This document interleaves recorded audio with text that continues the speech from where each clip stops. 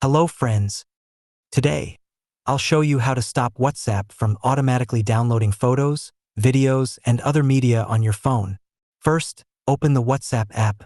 Now, tap the three dots at the top right corner. Go to Settings. Next, tap on Storage and Data.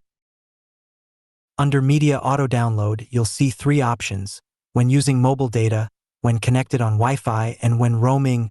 Tap on each one and uncheck all options: photos, audio, videos, and documents, then tap OK. Do this for all three options. This will stop WhatsApp from auto-downloading any files.